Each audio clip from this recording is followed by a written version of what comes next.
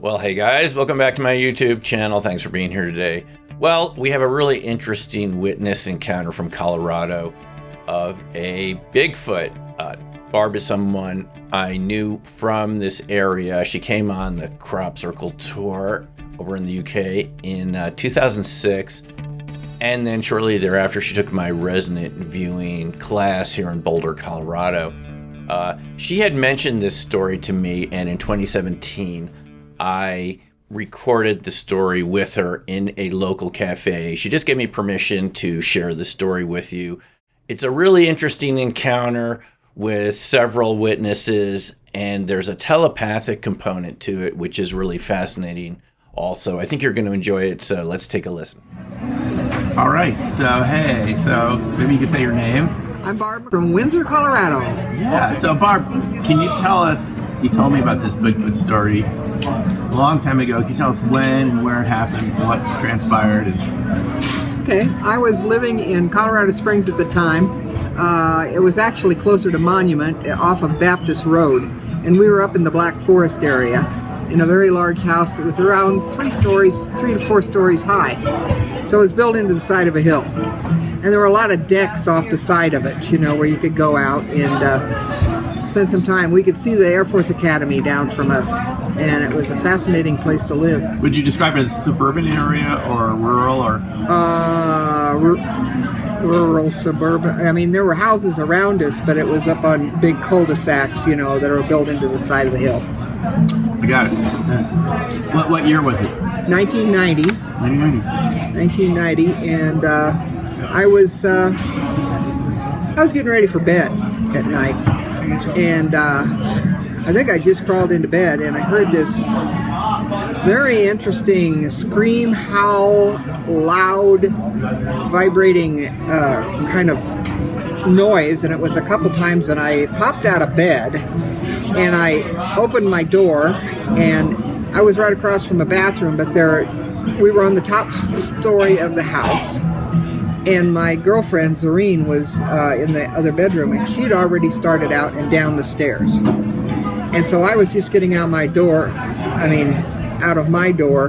about the time that she probably got to the end of the stairs, and was looking out some French doors on the west side of the house. And when that happened, I was halfway down, but there was still a wall between me and the French doors. I couldn't see out the French doors. So I got this flash of an image in my mind. It was like a flash camera of this Bigfoot that was out on the deck. And the deck was probably about 5 to 6 feet above the ground level. And the banister on it was about 4 foot tall. And this Bigfoot was, it was like when she flipped on the light switch for the deck to see what was out there, she saw him right away, and I saw him through her eyes, I guess. I couldn't figure it out, because it was like a mental image? It was a mental image. It was like a flash shot, you know? Yeah. And when I saw it, he had one leg, he or she, I don't know, I'm presuming it was a he, I don't know. Had 1 foot over the banister, ready to crawl down again, but he was looking kind of like this, and it was it was a very disappointed look. That's all I could say. In your mind? In my mind. The picture, it was like disappointment, because this woman that was looking out that door was very connected to the animal and the David Kingdom and all the animals and everything. She had a lot of pets and that kind of thing. So it was interesting that I felt from that the Bigfoot was really disappointed. Now its hair was very long and orangey looking. Its face was very flat and a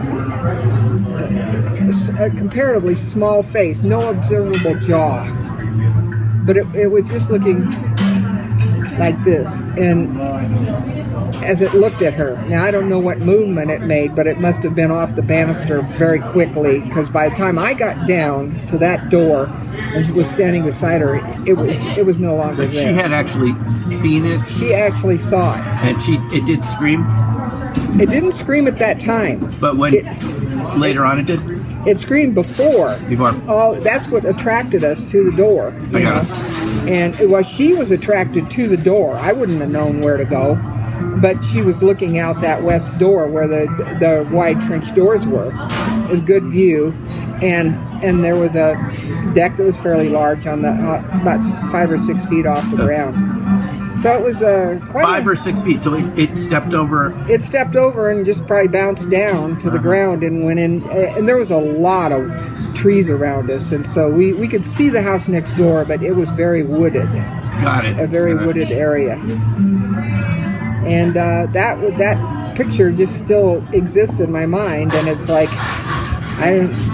I'd never had that experience until I ran into somebody later that told me that the Bigfoot, or whatever terminology, Yeti, whatever you want to use for the word, was they did cast pictures into people's minds. Was the picture you had in your mind what the Zurine is what she had seen? It was from where she was standing. So it was accurate. It was. I saw out of her eyes. That's the only way I can explain what she described was the same thing that you saw. Yeah, and we talked about it, and it was kind of like, well, I'd like to know that I wasn't afraid or anything. What was her reaction? She was pretty. How far away was it when she saw it? Oh, no more than 5 or 6 feet outside the door. 5 or 6 feet beyond the French doors. Yeah, the deck was only about 6 foot wide. So it was actually on the deck. On the deck, and she had flashed on the porch light, which was up on this side, and it was facing that way, and so when the light came on, it was like a flash picture to me. That was. Otherwise, I don't know if I would have. I don't know. But if I saw it, I had to have seen it through her eyes, because I know I was not down there at that level.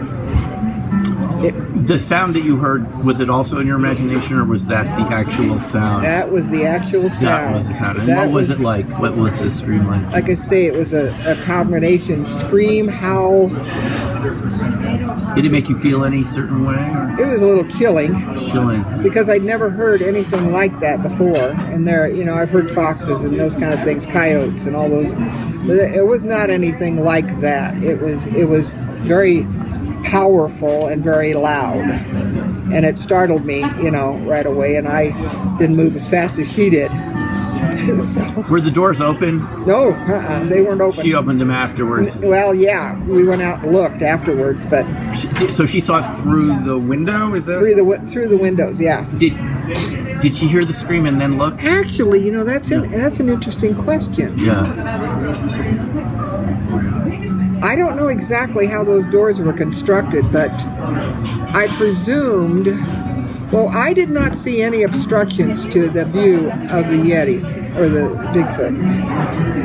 It was as though I didn't see the doors, and I know she hadn't opened the doors when I took when she saw it, she hadn't opened the door. She had just flipped on the switch. So she saw it through the window? She saw it through the window. But she was closer to it when it screamed than you were, right? You were upstairs. Yeah, when it screamed, the second scream or whatever was must have got her out of bed and going downstairs. But I don't remember any frame of the door or anything, and how I could have seen it in full. There was no obstruction to the frontal view of that Yeti, and she was looking through the doors. So that's even more of a question in my mind. I don't know, because I think, well, was it her? Did I see it through her eyes, like I've thought I did? And now that you ask that question, I think there was no part of the door visible in my picture, my mind picture. So, did it cast that picture for me? I've been told that happens. I don't know, and I have no proof of it. No proof at all. What did you say about it later on? Did you agree about something like the size? Did you have the same fresh color? Yeah, right. How tall? I would say 7 to 8 foot tall. 7. Yeah, 7 to 8 foot tall at least. Because its leg, when it was sitting on top of the banister, which was 4 foot tall, its leg was still bent and touching the floor of the deck, and the other leg was ready to bounce down, I guess, because it was on the other side. It was on the other side of the banister. So I don't know. It was a very, very different experience, and now I'm wondering even more about it because I didn't have any. Did you want to share some picture that was sort of like what you said it might? Yeah, I have a picture here that I got off the internet, and it's kind of like it's sitting. This one is sitting, but in this one, the jaw is you can tell there's a jaw. The eyes are a lot larger. The face isn't so compact. This on the one I saw, the face was more round. The eyes were not so deep set. It was much flatter face. Much flatter face. The expression is unforgettable though, because to me it was definitely disappointed, and I don't know if it would have, if I had not been close or if nobody else had heard it, if she would have been able to have a conversation with it. I have no idea, because she was very, like I say, very much animal connected. But so that was the closest, especially the color of the fur that I could see with the light on. Mm-hmm. Color of the fur was obviously orange, and I'd seen some online that were, and the mouth didn't seem as big, but you know, there was no facial hair right in the area of the face. This one more or less has like a beard. There was no facial hair. Any clothing? No clothing. The clothing was the hair. You know, long hair or long? Yeah, long. Like orange, this one, like that, orangey, just like that. Yeah. Right.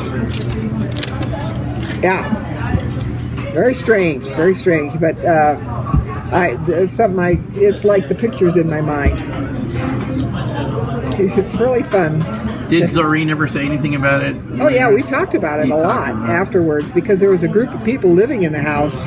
There was 7 of us in that house, and we definitely talked about it, speculated, and I wondered, you know, if there was any way to find them or something like that, because I figured this is a very hilly area, and if they were in caves or any kind of thing like that, there probably was ways. But I kind of also wondered if it wasn't an interdimensional animal. I don't know. Okay, well, thanks very much. Yeah, thanks for asking.